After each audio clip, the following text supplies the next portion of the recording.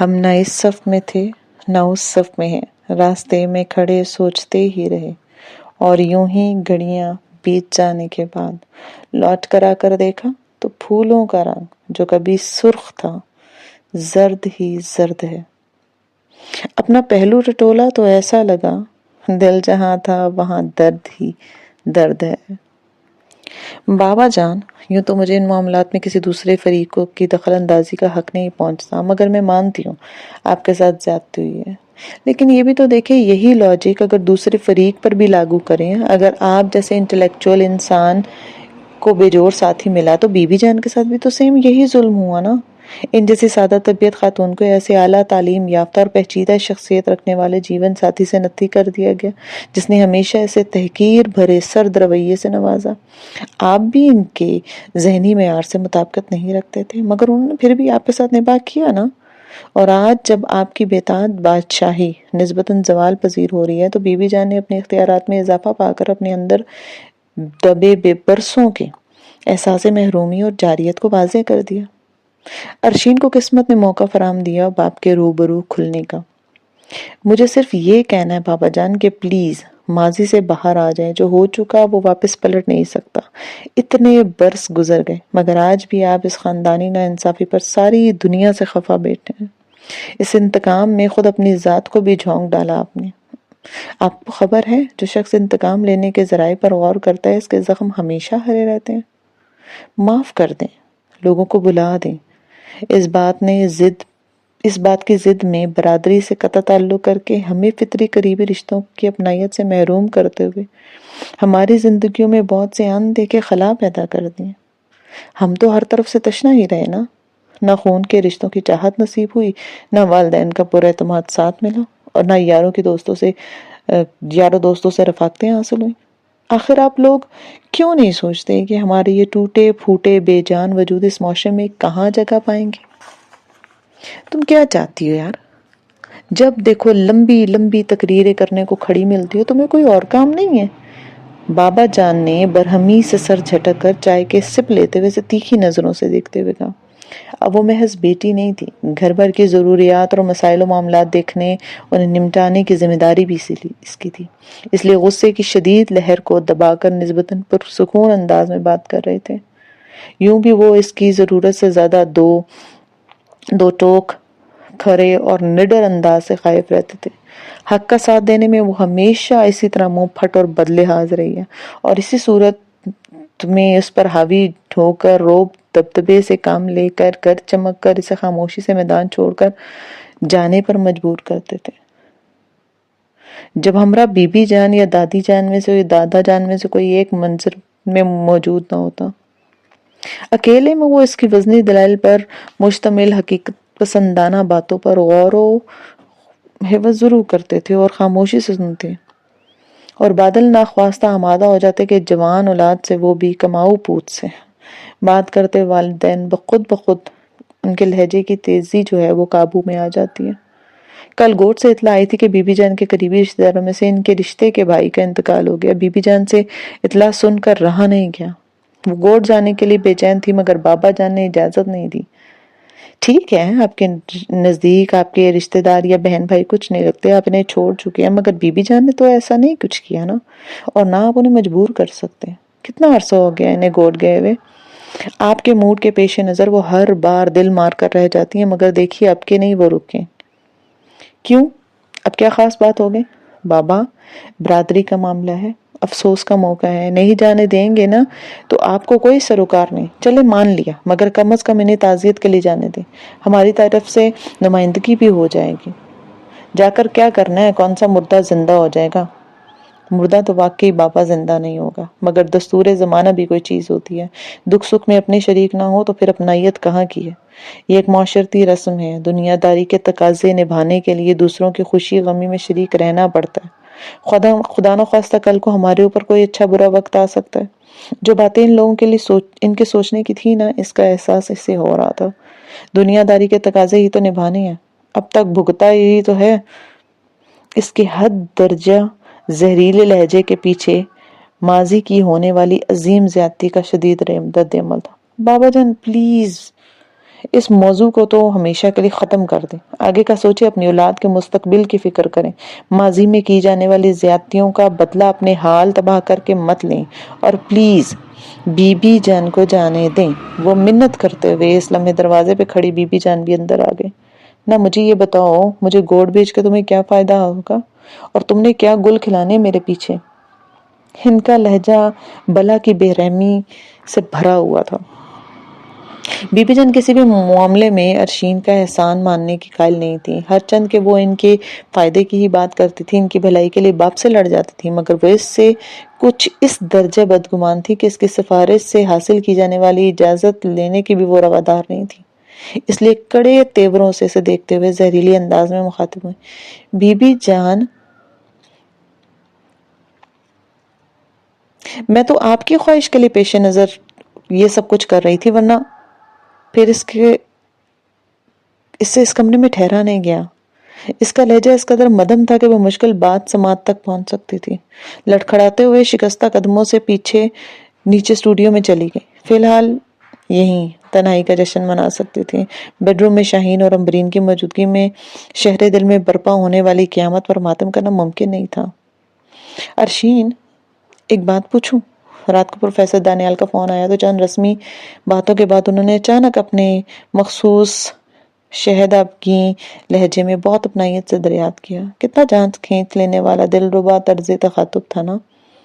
اگلے بندے کا ہر زخم پھول بن کر مہکنے لگتا ہے. جی پوچھیے، آپ سے کیا چھپا ہے مہدی صاحب؟ یہ آپ کے لہجے میں ٹوٹے پتوں کی صدائیں کیوں اٹھ رہی ہیں؟ بتائیں نا ارشین، مجھے اپنے غم میں شریک کیجیے. یوں اکیلے دکھی ہو کر آپ مجھ سے زیادتی کر رہی ہیں. کیا مجھے اپنا نہیں سمجھتی آپ؟ میرا مسئلہ میرے اندر کی تنہائی ہے مہدی صاحب. وہ گالوں کو بھگوتے بے آواز آنسوؤں کو ہاتھ کے پوروں سے صاف کرتے ہوئے ٹوٹتی ہوئی آواز میں بلاخر گویا ہوئی. کچھ دیر تک خاموشی رہی. ارشین، اگر آپ سمجھ سکیں تو میں آپ کو بتاؤں کہ آپ دوسروں کی خوشیوں کے لیے اپنے اندر کی لڑکی کا گلا گھونٹ کر اپنے آپ سے زیادتی کر رہی ہیں. اس زیادتی کے نتیجے میں آپ کے اندر احتجاج ابھرتا ہے تو آپ گھبرا کر اپنی ذات سے فرار کے لیے خود کو مصوری میں یا درس و تدریس کے کاموں میں کھپا دیتی ہیں. مگر وقت گزرنے کے ساتھ ساتھ یہ احتجاج جو ہے وہ اس قدر زور پکڑ رہا ہے کہ اب آپ ان کاموں کے آڑ میں بھی دل کو نہیں بہلا سکتے، اس لیے اتنی ٹوٹی بکھری کیفیت کا شکار ہو رہی ہیں. اچھا برا نہ مانیے تو اپنی عمر بتانا پسند کریں گی؟ کبھی حساب کی فرصت ہی نہیں ملی. اندازاً 25-26 سال کی تو ہوں گی. آپ جانتی ہیں نفسیات کی روح سے 25 یا 26 سال کی عمر نوجوان لڑکے لڑکیوں کی جذباتی عمر ہوتی ہے. اس عمر میں انسان کو ایک مخلص ساتھی کی ضرورت ہوتی ہے. آپ کے اندر بڑھتا ہوا احساس تنہائی، خالی پن اور مزاج کی یاسیت کا سبب یہی ہے. سچ تو یہ ہے کہ آپ کے تمام تر ذہنی اور جذباتی مسائل کا حل آپ کی بروقت شادی ہے. اپنے رفیق حیات کا بھرپور عملی ساتھ مل جائے گا تو خود بخود دل کی ویرانی دور ہو جائے گی. آج تک بے شمار لوگوں نے اسے شادی کا مشورہ دیا تھا. اس کی عزیز ترین دوست نے، خود نازو نے اپنے خوشگوار ازواجی زندگی کی جھلک دکھا کر گویا اسے للچانے کی پوری کوشش کی تھی. دادی اماں تو اس سلسلے میں ہمیشہ پیش رہتی تھی، مگر ان کی لگی بندی مخصوص نصیحتیں اور مشورے سن کر اب اس کے دل میں شادی سے متعلق کبھی کوئی مثبت سوچ نہیں ابھرتی تھی، کیونکہ لاشعوری طور پر شادی کے نام پر اور اس کے تصور پر اس کے اپنے والدین کی ناکام ازدواجی زندگی کا نقشہ گھوم جاتا تھا. آج زندگی میں پہلی بار پروفیسر دانیال مہدی کے توسط سے یہ احساس ملا کہ واقعی شادی زندگی کا ایک معاشرتی فریضہ ہونے کے ساتھ ساتھ انسان کے جذباتی تحفظ کی ضامن بھی ہوا کرتی ہے. ان کا تجزیہ اسے درست لگا. اس نے تو اپنی ذات کے اس کو اپنے مستقبل کے قریباً خاموشی کر ڈالا تھا. اپنے اندر جھانک کر دیکھنے کی تو کبھی اس نے زحمت نہیں کی تھی کہ وہ اندر سے کتنی مطمئن اور شانت ہے. ہمیشہ دوسروں کی فکریں اپنے اعصاب پر سوار رکھتے تھے. عدنان دھیان سے پڑھائی کر رہا ہے یا نہیں، شاہین کی سہیلیاں کس قسم کی ہیں، امرین کو آج کل کس قسم کی ذہنی پریشانیاں ہیں، سمر گلی میں خراب بچوں کے ساتھ تو نہیں کھیلتی، کیا بابا جان کا علاج ممکن ہو سکتا ہے، دادی کو کس ڈاکٹر کے پاس دکھانا ہے، کس دن چلنا ہے. دادا کی بوریت کے پیش نظر ان سے گپ شپ لگانی ہے، بی بی جان کے خراب موڈ کی بحالی کے لیے مجھے کچن میں جا کر ان کا ہاتھ بٹانا چاہیے، کل کے لیکچرز کی تیاری، اب اگر اس بار نمائش ہو جائے تو گھر کی ضرورت کی کتنی چیزیں آ جائیں گی۔ بس کچھ اس قسم کی سوچوں میں اس کے شب و روز گزرتے تھے۔ اگر کبھی مستقبل کا سوچا بھی تو بس بہنوں اور بھائیوں کے حوالے سے کہ فلاں کو یہ بنانا ہے، فلاں کا اس جگہ رشتہ کرنا ہے، وغیرہ وغیرہ وغیرہ۔ کبھی انفرادی طور پر اپنی ذات کے بارے میں سوچنے کی اس نے زحمت نہیں کی۔ اس نے تو کبھی ڈھنگ سے آئینہ بھی نہیں دیکھا کہ اللہ تعالیٰ نے کس قسم کی ظاہری کشش کے ہمراہ اسے زمین پر بھیجا تھا۔ آج زندگی میں پہلی بار کسی نے اسے اپنی ذات کے بارے میں سوچنے پر مجبور کیا تھا، اپنے مستقبل کی فکر کرنے پر زور دیا تھا۔ دیکھیے ارشین، اللہ بہت مسبب الاسباب ہے، یقیناً آپ کے بہن بھائیوں کے لیے بھی کچھ اللہ نے انتظام کیا ہوگا۔ فی الحال سب سے پہلے آپ اپنے مستقبل کا سوال سامنے رکھیں۔ آپ اتنی اچھی ہیں، اتنی پرخلوص دل رکھتی ہیں، اپنی خوبصورت شخصیت کو اداسیوں اور مایوسیوں کے اندھیرے میں جھونکنا چھوڑ دیں، بلکہ اسے اپنی تکمیل کر کے مزید نکھاریں، سنواریں، اور یہی مناسب ترین وقت ہے۔ شادی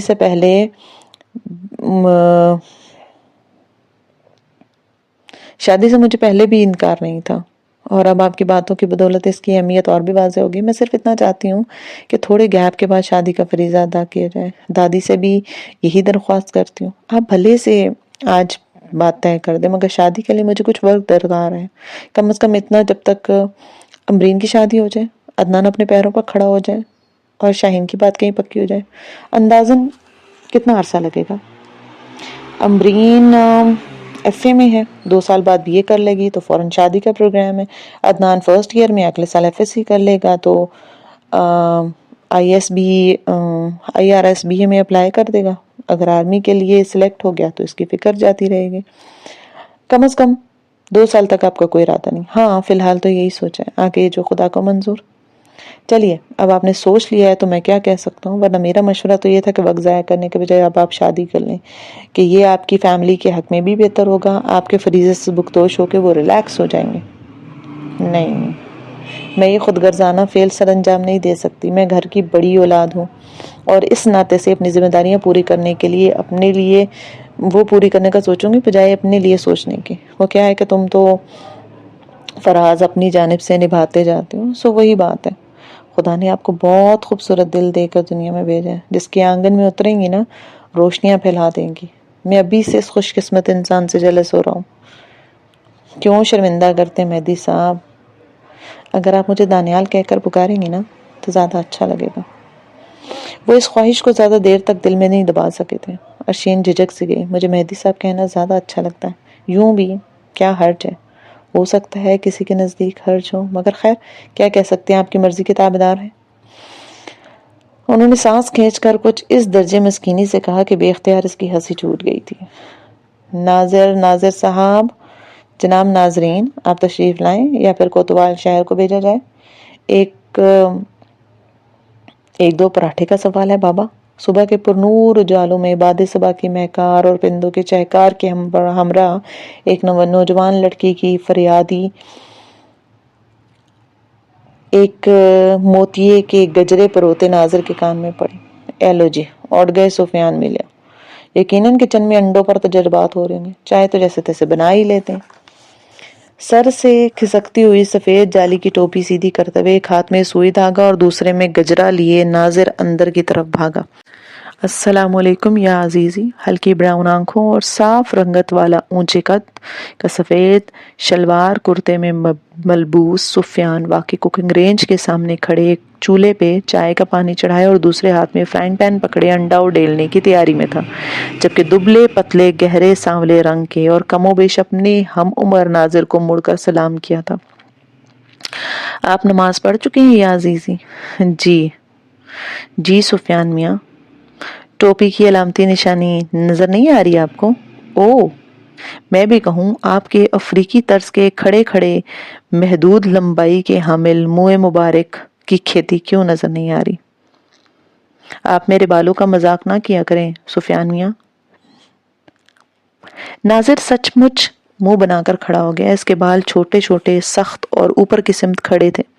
وہ جتنا اپنے بالوں کو حیت اور افزائش پر شرمندہ رہتا تھا, اتنا ہی سفیان اس کی کمزوری سے فائدہ اٹھا کر جان جان کر اس کو چھیڑتا تھا. تاہم دونوں کی دوستی اور ذہنی مانگی بھی بلا کی تھی, اور ایک شوق تو مشترکہ تھا. شوق کیا, جنون سے بھی آگے کوئی چیز تھی. دونوں FM 100 کے دیوانے تھے. سفیان کے کمرے میں تو ڈیک موجود تھا. ناظر کے شوق کے پیش نظر پچھلی سالگرہ پر بھائی جان نے اسے جاپانی ساخت کا جدید اور قیمتی ریڈیو سیٹ گفٹ کیا تھا. تب سے ناظر میاں کے خوب مزے ہو گئے تھے. اس کے علاوہ سفیان اور ناظر نے اپنی پاکٹ منی ملا کر حال ہی میں واک مین بھی لیا تھا, تاکہ ہر جگہ FM کی ہمراہی ساتھ رہے. سفیان تو گاڑی میں بھی FM آن کیے بغیر نہیں بیٹھ سکتا تھا. پہلے پہل تو ان کے شوق پر نینی سے انہیں خوب ڈانٹ پڑا کرتی تھی, مگر اب وقت گزرنے کے ساتھ ساتھ اور ان کی دیوانگی کے پیش نظر انہوں نے انہیں ان کے حال پر چھوڑ دیا تھا. بھائی جان تو خیر ویسے بھی بہت مصروف اور سنجیدہ مزاج کے تھے, بہت کم بولتے تھے, اپنی سوچوں کے تانے بانے سلجھانے میں ہی لگے رہتے تھے. وہ زیادہ اعتراض کرنے والی عادت نہیں رکھتے تھے, بس اپنے کام سے کام رکھتے تھے. میں نے کافی تگ و دو کے بعد آملیٹ بنا لیا ہے. یہ الگ بات ہے کہ موصوف کی شکل جنوبی ایشیا کے نقشے سے زیادہ مماثلت رکھتی ہے. کیوں ناظرین, آپ کا کیا خیال ہے؟ آملیٹ پلیٹ میں نکالنے کے بعد سفیان نے بڑے نماک سے اس کی شکل کا جائزہ لیا. انداز میں بلا کی سنجیدگی تھی. آپ بجا فرماتے ہیں اعلی حضرت, مجھے پراٹھا چاہیے ناظر جی. آج ڈبل روٹی پر گزارا نہیں ہو سکتا سفیان میاں, کل رات بھائی جان واک سے واپسی پر مارکیٹ سے لے آئے تھے.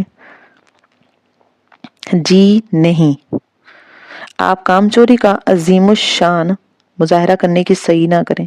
مجھے ہر صورت میں پراٹھا چاہیے. آنے دو نینی کو, میں شکایت لگاؤں گا ان سے. تمہاری غضب خدا کا, دن دہاڑے قوم کے نوجوانوں کی صحت کے معاملے میں بدترین غفلت کا مظاہرہ کیا جا رہا ہے.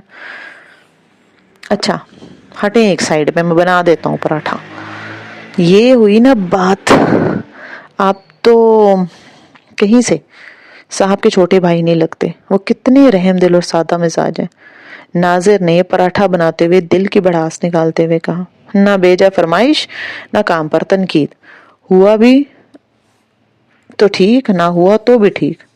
جو بھی ہو دے دو, آرام سے کھا لیں گے. کبھی کھانا لیٹ ہو تو شور نہیں مچاتے, حتیٰ کہ یہ تک نہیں کہہ گزرتے کہ صاحب آج کھانا نہیں بن سکا, موڈ نہیں ہے, اور وہ بیچارے کوئی بات ہی نہیں کہتے, مارکیٹ سے جا کے کھانا لے آتے ہیں. کتنا خیال رکھتے ہیں میرا.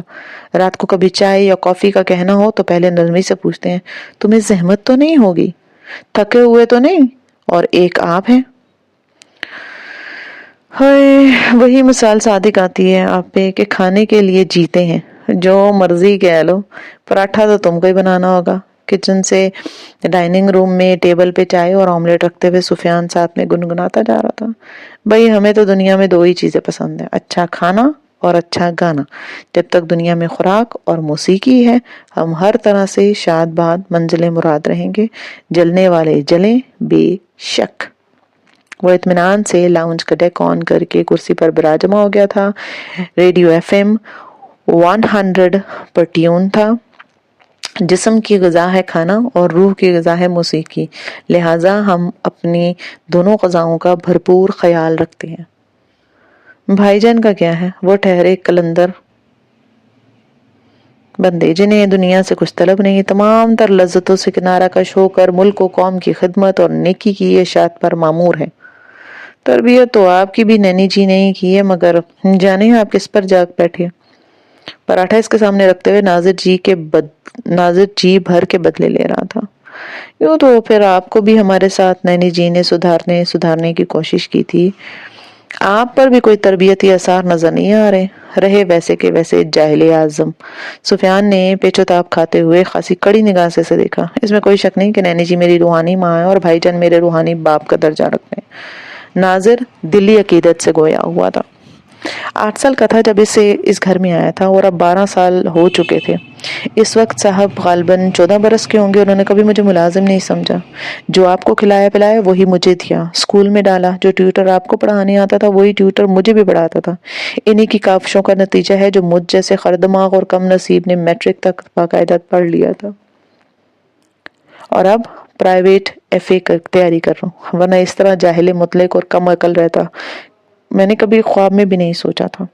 ایسے محل جیسے گھر میں اتنے جان چھاور کرنے والے لوگوں کے درمیان رہنے بسنے اور اسکول پڑھنے کی عیاشی حاصل کرنے کا۔ بھائی جان اور نینی جی تو کالج میں ایڈمیشن بھی لے کر دے رہے تھے، مگر مجھے اس گھر کا نمک حلال بھی تو کرنا تھا، اپنی ذمہ داریوں کا احساس بھی تو کرنا تھا۔ پھر اتنے اچھے نمبر بھی نہیں تھے کہ کالج میں ایڈمیشن ملتا۔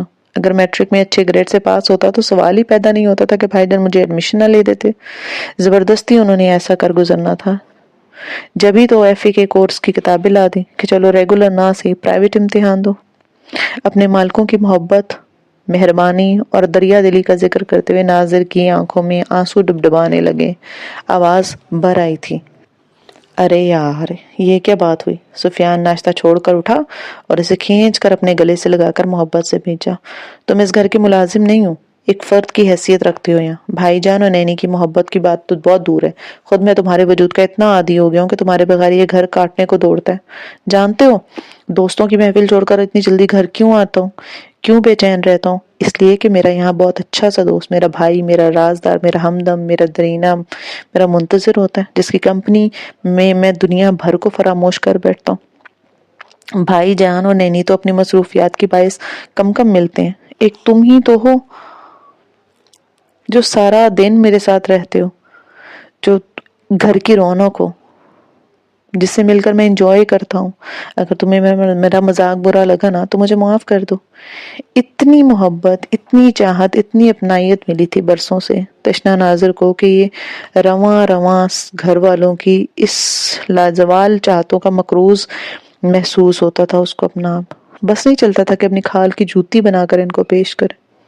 اس وقت بھی یہی احساس غالب ہوا، اپنی زور زنجی پہ وہ سخت نادم تھا۔ مجھے معاف کر دیجئے سفیان میاں، بڑا کم ظرف اور تنگ دل ہوں، آپ کے محبت بھرے مذاق کو بھی میں نے سیریس لے لیا۔ چلے یار، بہت ہوگی ڈائلاگ بازی، میرا خیال ہے اب ہم دونوں اپنی اپنی اصلیت پر لوٹ آتے ہیں۔ ویسے یہ بات ماننا پڑے گی کہ واقعی نہایت خرد دماغ اور کم عقل واقعہ بجا اعتراف کیا، کاش میں ریکارڈ کر لیتا۔ ارے سنیے تو، یہ تو وہی گانا لگا ہوا نا، آئندہ نہ دیکھو کل سنا تھا ہم نے۔ موتیے کا گجرا ٹیبل پر مصنوعی پھولدان کے گلدان میں سجاتے ہوئے ناظر ایک دم چونکا۔ آواز ذرا اونچی کر کے آؤ، مجھے صحیح سنائی نہیں دے رہا۔ ڈانٹ پڑے گی۔ ارے نہیں، نینی جی گھر پر نہیں ہے اور بھائی جان کچھ نہیں کہتے، جانتے ہو نا ہم نشے کی حد تک ایف ایم کی مت والے۔ سفیان نے لاپرواہی سے کہا تو ناظر سر ہلاتے ہوئے 1 منٹ میں سامنے لاؤنج میں بجتے ڈیک کی آواز تیز کرنے گیا۔ سفیان گانے کے بولوں کے ساتھ سر ہلا رہا تھا، دونوں نہایت بادب ہو کر خاموشی سے اپنا پسندیدہ گانا سننے میں لگے ہوئے تھے۔ نینی جی کب تک آئیں گی سفیان میاں؟ گانا ختم ہوا تو ناظر نے نینی کی کمی کو شدت سے محسوس کرتے ہوئے دریافت کیا۔ ویکینڈ پہ آئیں گی، انہیں بوجہ کچھ عرصے کے لیے ہاسٹل وارڈن کی ڈیوٹی سنبھالنا ہے، جب تک ان کے متبادل کا انتظام نہیں ہو سکتا۔ پرانی وارڈن کی اچانک فوتگی کے باعث عارضی طور پر نینی کو یہ عہدہ دیا گیا۔ 2-4 ہفتوں میں یقیناً فائنل سلیکشن ہو جائے گا۔ ان کے بغیر گھر میں دل نہیں لگتا۔ ان کی پیاری پیاری باتیں، محبت بھری نصیحتیں اور وطن دوستی پر مشتمل گفتگو، ان سے تو کوئی ہو ہی نہیں سکتا۔ البتہ بھائی جان بالکل ان کا دوسرا روپ ہے، انہی پر گئے ہیں۔ لیجئے بھائی صاحب تشریف لے آئے ایکسرسائز کر کے۔ کال بیل پر سفیان نے ناظر کو مطلع کیا۔ ناظر اس کے کہنے سے پہلے ہی دروازہ کھولنے کے لیے بھاگ پڑا تھا۔ کچھ دیر بعد ناظر کے ساتھ نیلے ٹریک سوٹ میں سبز آنکھوں والا دراز قامت نوجوان ڈائننگ روم میں داخل ہوا۔ اس کے کالے چمکدار لہریلے بالوں کی جڑیں پسینے سے بھیگ رہی تھیں۔ سیاہ گھنے مونچھوں والا سرخ و سفید چہرے پر پسینے سے شرابور، جیسے وہ ناظر کے ہاتھ سے تولیہ لے کر خشک کر رہا تھا۔ السلام علیکم بھائی جان۔ بڑے بھائی کے انتظار میں ناشتے کی ٹیبل پر بیٹھا سفیان احتراماً سیدھا ہو کر سلام جھاڑنے لگا۔ وعلیکم السلام۔ ناشتے کی ٹیبل پر سفیان کے آگے پراٹھے، چائے اور آملیٹ پر ایک نظر ڈال کر اس نے مخصوص دھیمے اور پرتکلف اور سنجیدہ لب و لہجے کے ساتھ جواب دیا۔ ناشتہ شروع کر لینا تھا نا، میرے انتظار میں کیوں ٹھنڈا کر رہے ہو؟ آپ اکثر یہی سوال کرتے ہیں اور میں بھی عموماً یہی جواب دیتا ہوں اور دیتا رہوں گا کہ میں آپ کے ساتھ کھانا کھاؤں گا، اکیلے کھانے کی عادت نہیں ہے۔ پھر یوں بھی ایسے کیسے ہو سکتا ہے کہ آپ گھر میں موجود ہوں یا آنے والے اور میں بغیر انتظار کی کھانا شروع کر دوں؟ سفیان نے بہت محبت سے، بہت چاہ سے اپنے بڑے بھائی کی طرف دیکھ کر یہ سب کہا۔ اوکے ایز یو وش، میں 5 منٹ میں کپڑے تبدیل کر آ رہا ہوں۔ اور وہ واقعی 5 سے 6 منٹ کے اندر کپڑے تبدیل کر کے سیڑھیوں سے نیچے اترتے ہوئے دکھے۔ پولیس کی وردی میں ان کا کستر جسم اور دراز قامتی مزید نمایاں ہو رہی تھی۔ چہرے پہ رعب اور وقار میں اضافہ ہو گیا تھا۔ پی کیپ سر پر سجائے وہ فرض شناسی، حب الوطنی اور ذہانت و متانت کا نمونہ لگ رہے تھے۔ سینے پہ نام کا بیج چمک رہا تھا، ایس پی مہران آفریدی۔ کتنے شاندار اور چھا جانے والی شخصیت ہے میرے بھائی کی، ماشاءاللہ۔ سفیان نے دل ہی دل میں بھائی کی نظر اتارتے ہوئے کہا۔ اسے اپنے بھائی جان پر بہت فخر تھا، بہت ناز تھا۔ یوں تو خوبروئی اور رنگ و روپ میں وہ بھی کم نہیں تھا، مگر جو بات مہران میں تھی نا، وہ کہیں اور نہیں تھی۔ بھائی جان اتنی حسین ہیں کہ کبھی کبھی میرا دل چاہتا ہے کہ ان پر عاشق ہو جاؤں۔ میں سوچتا ہوں صنف ناظر کا کیا حال ہوتا ہوگا ان کو دیکھ کر۔ اکثر وہ ناظر سے تبادلہ خیال کرتے ہوئے کہتا تھا، مگر اپنے صاحب کا دل تو جیسے بیاب و گیارہ وادی کی پتھریلی چٹان کی مانند ہے۔ اتنی خشک طبیعت رکھتے ہیں لڑکیوں کے معاملے میں کہ کبھی کبھی شک ہونے لگتا ہے کہ کہیں یہ ہارٹ لیس تو نہیں۔ او پاگل، ہارٹ ہولڈر تو وہ ہیں، ان کا دل اپنی محبوبہ، اپنے گل زمین کے لیے دھڑکتا ہے۔ ان کی محبت اور حفاظت اور سلامتی کے لیے ہمہ وقت وہ مصروف عمل نظر آتے ہیں۔ اسی کے نام کی تسبیح پڑھتے ہیں۔ گل زمین؟ گل زمین کون ہے سفیان بھائی؟ یہ کون سی خاتون ہے؟ میں نے تو آج تک نہیں دیکھی۔ اوف، ہونا اعلیٰ درجے کے جاہل اور کم عقل، میٹرک تک جانے کے لیے کیسے گھسیٹا ہے۔ کہنے کو ناظر مگر در حقیقت دیدہ بینا اور چشم فراست سے بہرے اور محروم ہو تم۔ گل زمین ہم سب کی محبوبہ ہے، ہماری سونی، ہماری سستی، ہماری جان، ہماری سسی، ہماری سرزمین، ہمارا ملک، ہمارا پاکستان۔ اوہ اچھا آپ سمجھ گئے۔ آؤ ناظر، تم بھی آ جاؤ فٹافٹ۔ مہران نے کرسی سنبھالتے ہوئے حکمانہ لہجے میں ناظر کو آواز دی۔ ہمیشہ اس کا معمول تھا۔ ناظر ہزار انکار اور جھجک کے باوجود ناشتے اور کھانے میں اس ٹیبل پر ہمراہ بلایا جاتا اور بٹھایا جاتا تھا۔ سفیان کے ساتھ تو وہ خیر بے تکلف تھا، نینی کے اصرار پر بھی سہولت سے آتا، مگر مہران سے اسے بہت ڈر لگتا۔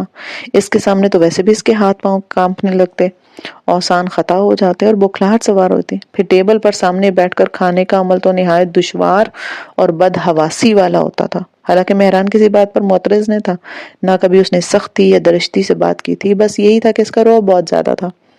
ناظر سفیان بھی اتنا نینی سے نہیں ڈرتا تھا جتنا بڑے بھائی سے خائف رہتا تھا۔ پیار تو بہت تھا، مگر ایک لحاظ، ایک احترام آمیز جھجک اور ان کے درمیان میں حائل تھی۔ شاید اسی وجہ سے مہران بہت زیادہ ریزرو اور کم گو تھا۔ یہی وجہ تھی وہ جلد بے تکلف نہیں ہوتا تھا۔ اس کا شمار ان لوگوں میں ہوتا جو کم ہی کسی پہ کھلتے تھے، جبکہ سفیان مہران کے بالکل الٹ تھا، بہت جلدی گھل مل جاتا، ہنستا مسکراتا، شوخ طبع، قدرے لاابالی اور سحر و تفریح کا دل دادا۔ بقول نینی کے اس کی ہڈی کو چین نہیں تھا۔ بہرحال کچھ خصوصیات دونوں بھائی میں مشترک تھیں، جیسے کہ صاف دلی، صاف گوئی، انسانیت کی اعلیٰ اقدار کا باعث، حب الوطنی کا لازوال جذبہ جو انہیں اپنے والد سے ورثے میں ملا تھا، اور اسی جذبے نے ان کی زندگی میں مقصدیت اور سچائی کے دلکش رنگوں کی آمیزش کر دی تھی۔ انہماک سے اخبار پڑھتا سفیان ایک دم ہی ترنگ میں آ کر اچھلتے ہوئے جوش کا مظاہرہ کرنے لگا، جیسے اس نے سنا کہ ایف ایم پر ایک ٹریک چل رہا ہے جو کہ اس کا پسندیدہ ہے۔ اے جواں جیت تیرا نشاں، منزل ہے آسماں۔ کیا ہو گیا ہے؟ ناشتے میں مصروف مہران کو اس کی مسرت بھری چیخوں پر دھیان دینا پڑا۔ بھائی جان، پاکستان کے ایک زرعی سائنسدان ڈاکٹر ظفر الطاف نے سورج کی روشنی سے چلنے والا واٹر پمپ ایجاد کیا ہے۔ شمسی توانائی سے چلنے والے اس ٹیوب ویل پر 1 روپے کا بھی خرچہ نہیں آتا، اور اگر 2 دن سورج کی روشنی نہ پڑے تب بھی کام ہو سکتا ہے۔ تصور کیجئے اس سے زمینداروں کو کتنا فائدہ ہوگا۔ سفیان کے لہجے میں خوشی چھلک رہی تھی، اور عنقریب یہ سولر پمپ گھریلو اور صنعتی استعمال کے لیے بھی صارفین سے متعارف کروایا جائے گا۔ ادھر دکھاؤ خبر۔ وطن کی ترقی و خوشحالی سے متعلق خبر سن کر مہران کی روح تک سرشار ہو جاتی تھی۔ تو واقعی بہت اچھی خبر ہے۔ اگر پاکستان زراعت کے میدان میں خود کو خود کفیل ہو جاتا ہے، خود کفالت حاصل کرتا ہے، تو صنعتی و معاشرتی ترقی کا عمل خود بخود شروع ہو جائے گا۔ تم نے بھی اسی طرح زراعت کے میدان میں اپنے علم و ہنر کے جواہر دکھانے ہیں۔ میں اسی مقصد کے تحت تمہیں اس فیلڈ میں لایا ہوں۔ سفیان زرعی یونیورسٹی میں بی ایس سی آنرز کا طالب علم تھا۔ انشاءاللہ بھائی میں آپ کو کبھی مایوس نہیں کروں گا۔ اسی لمحے فون کی بیل ہوئی۔ ناظر نے کارڈلیس اٹھا کر مہران کے حوالے کیا۔ ناظر برتن سمیٹنے لگا اور سفیان اپنی کتابیں اور فائلیں لینے اوپر چلا گیا۔ کلاسز کا ٹائم ہونے والا تھا، اسے یونیورسٹی پہنچنا تھا اور آج اسے مہران کے ساتھ جیپ میں جانا تھا۔ ویسے تو گھر میں ذاتی ایف ایکس کار موجود تھی جو زیادہ تر سفیان کے زیر اثر رہتی تھی، کیونکہ مہران تو محکمے کی جانب سے ملی ہوئی جیپ میں سفر کرتا تھا، مگر کل سے سفید ایف ایکس سروس کے لیے گئی ہوئی تھی، اس لیے آج اسے مہران یونیورسٹی اپنی گاڑی میں ڈراپ کرے گا۔ کتابیں لے کر سفیان نیچے آیا تو مہران اسے عجلت میں بریف کیس اٹھاتا ہوا بیرونی دروازے سے باہر نکلتا ہوا دکھا۔ اس کے چہرے پر تشویش آمیز سنجیدگی کی جھلک تھی۔ بھائی جان خیریت ہے؟ دارالحکومت میں ایک اہم سیاسی شخصیت کا انتقال ہو گیا، مسٹر اے جی درانی۔ ابھی بھی اطلاع ملی ہے؟ معاملہ بہت سنگین ہے، اس کیس کو مجھے خود ہینڈل کرنا ہوگا۔ میں فوری طور پر جائے وقوع پر پہنچنا چاہتا ہوں۔ سوری میں تمہیں ڈراپ نہیں کر سکوں گا۔ ایسا کرو پوائنٹ سے چلے جاؤ اور واپسی پر F10 مرکز میں آٹو ورک شاپ پہ ہوتے ہوئے کار کا پتہ کرانا، شام تک ٹھیک ہو جائے گی۔ میں رات لیٹ آؤں گا، تم گاڑی ورک شاپ سے لے کر نینی کو ہاسٹل سے پک کرنا، آج ویکینڈ ہے۔ اور ناظر فیکس اور فون کے میسیجز کا دھیان رکھنا، اوکے؟ مہران برق رفتاری سے ہدایات دیتے ہوئے باہر نکل رہا تھا۔ معاملہ کچھ زیادہ سیریس لگتا ہے۔ سفیان نے ناظر کو تائید طلب نظروں سے دیکھا۔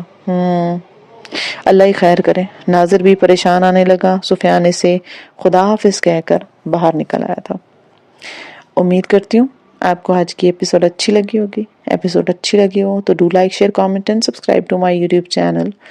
ملتے نیکسٹ ایپیسوڈ میں، تب تک اپنا ڈھیر سارا خیال رکھیے۔ اللہ حافظ۔